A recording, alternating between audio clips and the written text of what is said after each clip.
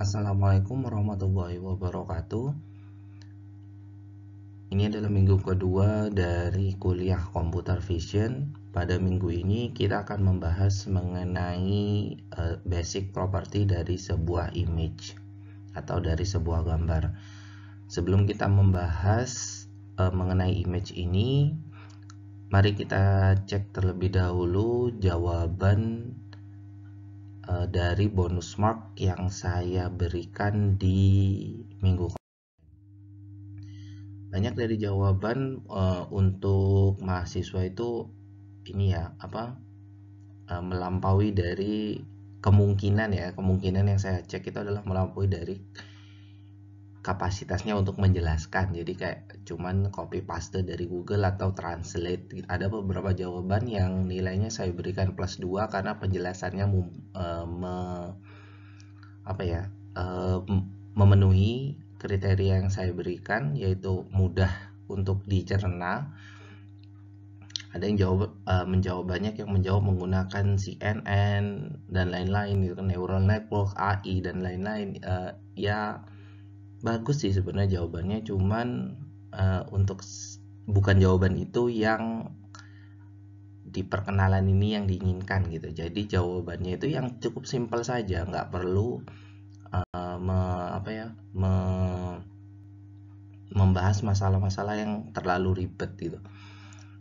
Nah, di sini akan saya berikan jawaban yang menurut saya sesuai dengan tema kita dan kemampuan kita di awal ini gitu. Jadi untuk mengidentify sebuah image itu, yang pertama tentu saja langkahnya adalah membuat sebuah representasi image-nya.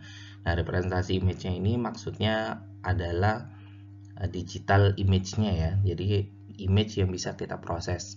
Yang kedua adalah mengidentifikasi dan mengekstrak fitur-fitur yang membuatnya itu berbeda dari yang lain. Jadi kalau misalkan contohnya adalah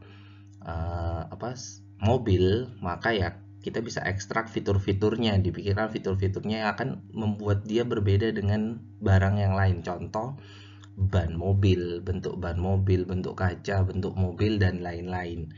Nah, di ekstrak fitur ini banyak, bisa mulai dari age, bentuk, shape, atau juga bahkan yang lainnya gitu kan ya. Jadi ya stepnya adalah mengidentifikasi dan mengekstrak apa sih fitur-fitur yang membedakan gambar tersebut atau membedakan benda tersebut dari benda-benda yang lain. Terus yang ketiga selanjutnya adalah mengcompare atau membandingkan dengan gambar yang berbeda tapi sudah punya makna. Gambar yang sama tapi sudah punya makna. Jadi kita punya sebuah database, sebuah data yang sudah punya makna bahwa kalau gambarnya ini seperti ini, maka dia itu adalah gambar mobil. Nah, kita tinggal cek tingkat kemiripannya berapa, tingkat keininya bagaimana, dan setelah kita tahu tingkat kemiripannya berapa, barulah kita buat sebuah rules gitu kan ya, sebuah rules. Jadi kalau kemiripannya segini, maka dia masuk gambar ini, kemiripannya segini, masuk gambar ini, dan seterusnya. Dan ya tentu saja kalau kita mau mengupdate-nya, kita harus cek lagi dengan rulesnya dengan gambar yang berbeda. Jadi ini adalah step-step yang saya rasa lebih mudah dimengerti untuk menjawab dari soal bonus mark minggu kemarin. Yang pertama adalah membuat representasi dari image-nya, yang kedua adalah mencari dan mengekstrak apa fitur-fitur yang akan membuatnya berbeda dengan objek-objek yang lain. Terus yang ketiga adalah membandingkan dengan image yang sudah ada maknanya tapi memiliki objek yang sama. Jadi di kali ini kita kalau mobil, maka kita harus punya database yang memiliki image dengan representasi mobil, dengan meaning mobil, dengan arti bahwa itu adalah gambar mobil, dengan fitur-fitur yang udah kita ekstrak. Yang keempat adalah membuat sebuah rule. Rule-nya itu adalah untuk mengecek presisi dari pembandingan kita. Jadi ya kita boleh buat dalam bentuk fungsi, boleh buat dalam bentuk yang lain untuk yang rules ini. Tapi 3 step yang di atas ini sudah cukup untuk mengidentifikasi sebuah objek. Jadi kalau yang 3 step di atas itu insya Allah sudah nilainya bisa 2. Nah kalau ditambah ke bawah ya juga nggak apa-apa, cuma itu 2. Oke, jadi ini jawaban untuk soal minggu kemarin. Mari kita mulai masuk ke materi minggu ini. Materi minggu ini adalah mengenai image. Jadi image ini dalam bahasanya diartikan sebuah dua dimensi, signal 2 dimensi yang bisa dilihat oleh mata manusia. Nah, ini ada sebuah gambarnya, ada contoh gambarnya bagaimana caranya dari sebuah gambar yang dilihat oleh mata menjadi digital image. Jadi terakhir adalah output digitized image. Jadi ada skin element ini apa yang mau kita lihat untuk image-nya, image yang kita lihat oleh mata. Imaging system ini biasanya ya mulai dari kamera, MRI dan lain-lain yang untuk men-scan atau mendapatkan gambar tersebut. Nah, ini adalah image plane-nya. Jadi ada kayak dalam proses sebelum menjadi digital image. Nah, ini image plane. Kalau dulu itu kalau kamera yang kamera roll itu, nah ini image plane-nya adalah filmnya itu, roll filmnya itu. Jadi sebelum menjadi digital image ada sebuah image plane yang menjembatani dia sebelum menjadi digital image. Selanjutnya adalah kita akan bahas mengenai digital image. Apa sih sebenarnya digital image? Digital image itu ya gampangnya adalah representasi dari image dan dalam digital space. Jadi kalau dalam digital space ini maksudnya ya dalam komputer gitu loh ya, dalam komputer, dalam mesin yang ada yang kita bisa lihat image-nya. Nah, biasanya digital image ini represent atau digambarkan dengan sebuah matriks. Nah, di mana setiap entry dari matriksnya itu adalah sebuah value pixel, value dari pixel. Nah, value ini bisa jadi intensitas warna, bisa jadi warna, bisa jadi yang lain-lain gitu. Bisa jadi intensitas warna, bahasa lainnya itu adalah keabu-abuan ya. Nah, ini contohnya misalkan yang seperti yang waktu minggu kemarin dibahas ya, contohnya adalah sebuah matriks seperti ini. Jadi bisa jadi ini adalah sebuah gambar apa, misalkan gambar U, maka bentuknya yang seperti ini. Nah, intensitas matriks ini beragam skalanya, mulai dari ada yang mulai dari 0 sampai 255, ada yang mulai dari 0 sampai 65.000 sekian, ada yang mulai dari 0 sampai berjuta-juta sekian. Nah, ini bergantung dari mesin yang digunakan. Sebagai contoh, kita dulu pernah menggunakan layar HP yang 256 warna. Ada juga layar HP yang 65.000 warna. Ada juga yang sampai 1, sekian juta warna. Nah, itu merepresentasikan nilai pixelnya yang bisa kita cek, nilai pixel, rentang nilai pixel dalam representasi image-nya. Nah, untuk saat ini kita udah hampir true color. Jadi kalau layar-layar sekarang udah hampir true color ya, biasanya lebih dari 1, sekian juta. Nah, tapi representasi dari image-nya apakah ditulis 1 juta dan lain-lain? Enggak, ternyata secara gampang ya kita bisa nyatakan dia dalam bentuk yang lain. Nah, setelah bentuk yang lain apa saya akan jelaskan setelah ini. Nah, selanjutnya ini adalah bentuk yang lain yang saya maksudkan, yaitu adalah sebuah grayscale dan sebuah color. Kalau grayscale itu gampang ya, cuman tingkat ke skala abu-abuan, representasinya cuma satu matriks saja. Jadi di setiap entry dari matriks ini merepresentasikan satu intensitas saja. Jadi dari 0 sampai misalkan 0 sampai 255 biasanya untuk grayscale hanya sampai segitu. 0 sampai 255, 0 itu misalkan hitam, 255 adalah putih. Ada juga 0, tapi 0 biasanya nggak pernah disebut putih sih. 0 sampai 255, ada juga 0 sampai 1 di mana 0 adalah putih, hitam, 1 adalah putih. Atau 0 sampai 255, 0 adalah hitam, 255 adalah sangat putih. Seperti itu, biasanya seperti itu. Nah, untuk color, jadi karena ada berjuta-juta ya, ada berjuta-juta color yang bisa kita cek, maka biasanya dia dibuat dalam bentuk layer. Jadi paling gampang yang kita tahu adalah red, green, blue, channel RGB, ada 3 layer. Nah, di setiap layer itu menyatakan intensitas warna dari layernya. Contoh kalau layer merah, ya intensitas warnanya adalah 6, misalkan 62 maka intensitas 62 warna merah, 62 warna biru, warna hijau, 62 warna kuning. Nah, seperti itu. Jadi maksudnya di setiap layer punya intensitas yang berbeda untuk basis warna yang berbeda. Jadi ada yang RGB, ada CMYK, dan seterusnya. Nah, ini grayscale versus color, atau apa sih bedanya grayscale dan color. Jadi ini saya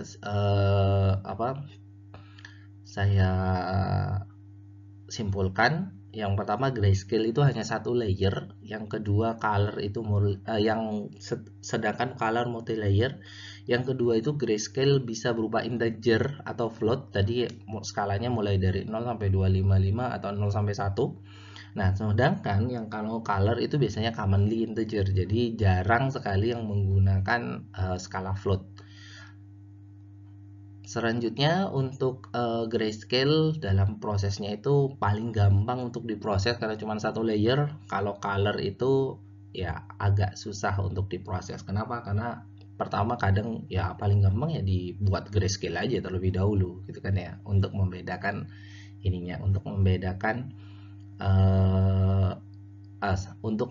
objek-objek yang ingin diteliti. Contoh, warna merah di sini dengan warna hijau di sini, kalau mau diteliti secara langsung dan langsung menggunakan 3 layer tentunya akan lebih susah. Makanya dibuat menjadi satu layer. Oke, selanjutnya adalah tentang image komponen. Jadi di sini akan saya bahas komponen-komponen dasar dari sebuah image. Yang pertama adalah kontras dan saturation. Kontras ini adalah tingkat warna. Jadi dalam kontras dan saturation ini adalah tingkat warna dan tingkat kecerahan warna. Jadi kalau untuk kontras biasanya kita menjadikan warnanya lebih terang gitu loh ya. Menjadikan warnanya lebih terang dan lebih bagus, bisa lebih gelap, bisa lebih terang. Nah, ini contohnya ada di gambar yang sebelah kiri. Ini adalah contoh perubahan dari kontras, sedangkan yang kanan itu adalah contoh yang perubahan dari saturation. Jadi kalau saturation itu ini ya, perubahan warna juga, cuman lebih ke mengenhance warnanya atau mengurangi warnanya secara umum ya, secara umum. Oke, jadi ini untuk kontras dan saturation, tidak perlu dibilang kontras versus saturation karena dua-duanya sama-sama bermain di domain warna. Selanjutnya adalah histogram. Ini adalah sebuah gambar yang tadi dengan histogramnya. Jadi kalau ada dark image seperti ini, histogramnya itu akan ada di depan, alias terbanyak yang histogram itu ini ya, di bawah ini adalah nilai warnanya. Untuk sumbu X-nya ada nilai warna, untuk sumbu Y-nya adalah frekuensinya. Jadi kalau kita cek yang dark image, maka frekuensi paling banyak akan ada di nilai yang kecil. Jadi kalau dark itu kan tadi 0 ya, bisa 0, paling tinggi adalah 255. Jadi ini skalanya paling kiri adalah 0, yang sebelah kanannya adalah 255. Jadi 0 sampai 255 untuk dark image tentunya akan ada di rata kiri karena dia lebih banyak yang hitam atau lebih banyak yang nilainya mendekati hitam. Untuk bright image nilainya tentu saja akan rata di sebelah kanan. Untuk low contrast image akan ada di tengah, untuk high contrast image akan ada secara rata. Nah, ini bedanya kontras tadi. Kalau kontras sama saturation, kalau kontras itu high contrast itu artinya pewarnaannya atau pewarnaan dari gambarnya itu merata. Jadi mulai dari nilai yang paling kecil sampai nilai yang paling besar itu bisa dibedakan. Jadi ada sedikit-sedikit sama gitu. Karena untuk low contrast nilainya jadi, kalau low contrast dia nilainya jadi terpusat. Jadi kalau yang dark image ini ini juga masuk di low contrast. Sedangkan untuk bright image masih ya tengah-tengah lah antara high contrast dengan low contrast karena distribusinya cukup merata. Jadi untuk very high contrast itu contohnya adalah yang di bawah, sebarannya merata. Selanjutnya adalah mengenai image processing. Apa sih sebenarnya image processing? Untuk image processing gampangnya adalah dia itu sebuah proses yang mendefine atau menentukan set matrix yang baru. Jadi setelah diproses tentunya akan ada matrix yang baru dari image representation yang kita udah dapat. Nah, dalam image processing ini tentunya kita juga terkadang butuh preprocessing. Nah, preprocessingnya ini mulai dari scaling, rotating, cropping, dan lain-lain. Nah, kenapa disebut preprocessing bukan processing? Karena kalau scaling, rotating, cropping, dan lain-lain itu tidak merubah atau tidak memberikan entry yang baru pada digital image yang kita proses. Jadi kalau scaling itu ya enggak cuman dia itu membesarkan nilai atau mengurangi nilai, membesarkan resolusi atau mengurangi resolusi dari image-nya gitu kan ya. Kalau rotating juga sama, tapi nilainya tetap sama. Jadi yang merah ya tetap merah, 25 tetap 25, 4 tetap 4 dan seterusnya. Cuman mungkin letaknya saja yang berbeda.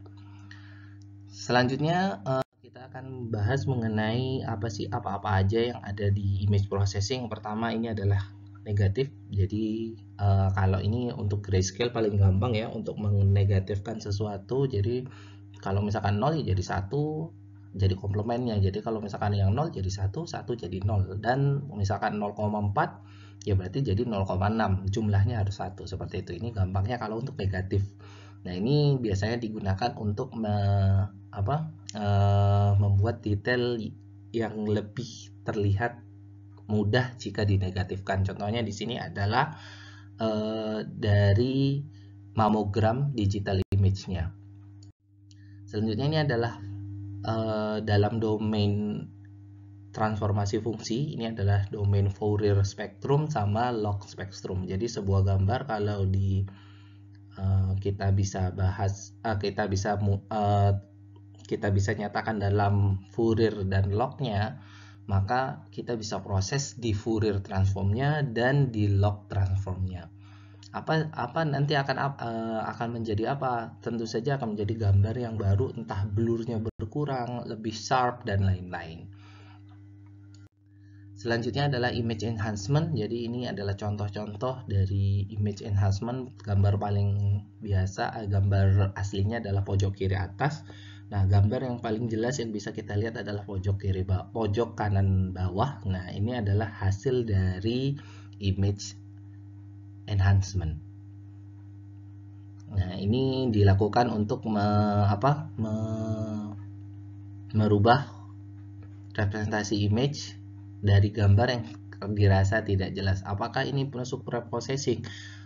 Misalkan cuma mengurang scaling dan lain-lain, ya nggak bisa pakai seperti ini. Kalau scaling dan lain-lain itu, scaling, rotating dan lain tidak akan merubah entry dari matrixnya. Jadi kalau enhancement ini akan masuk ke dalam processing gitu kan ya. Nah, ini adalah contoh-contoh gampang untuk image enhancement tadi. Nah, sekarang ini adalah contrast scratching, jadi berubah kontras. Jadi ini juga masuk dalam image processing. Kenapa? Karena entry matrixnya akan berbeda. Ini contoh gambarnya mulai dari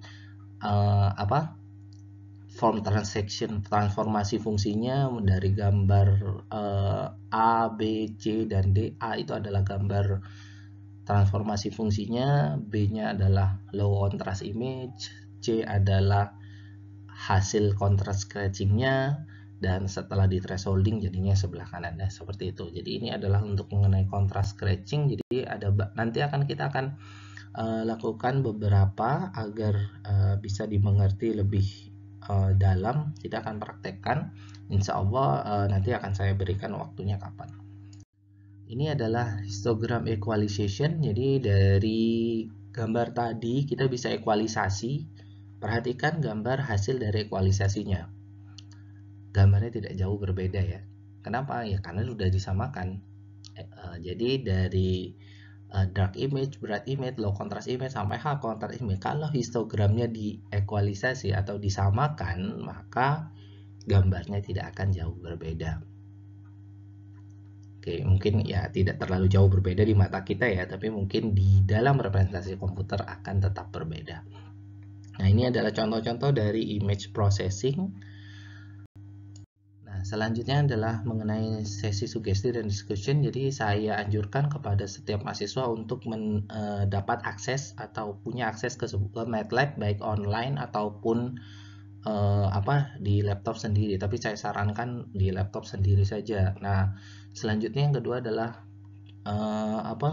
pelajari bagaimana caranya melakukan basic things terhadap image di MATLAB. Nah, ini bisa kalian cek di video-video tutorial di YouTube. Salah contohnya yang saya sudah masukkan di sini, this one ada satu video gitu kan. Nah, untuk satu kelas silahkan buat satu video tutorial. Nah, di video tersebut juga harus ada eksplanasinya ya. Nah, silahkan cek for e-learning untuk mendiskusikan apa sih yang harus ada di dalam videonya. Nah, ini batas waktu upload untuk videonya akan saya berikan di forum, yaitu insya Allah minggu depan.